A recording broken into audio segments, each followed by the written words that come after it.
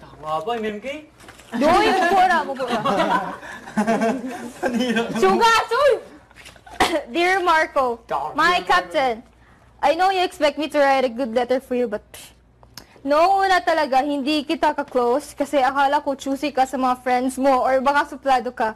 But then I realized all along, mali pala ako, sobrang mali. Ikaw pala yung taong sweet, maalagain, mabait, prankster, makulit at laging nang aasar. If ever ako man ang lalabas ngayon, gusto kitang makitang matatag and always remember to be yourself. I'll always be here for you and for everyone. Hate, bye.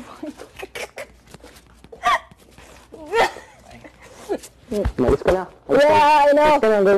Go. Be strong. Grabe. Tayo Wala na. akong maintindihan dito. May puri ko na. Ha?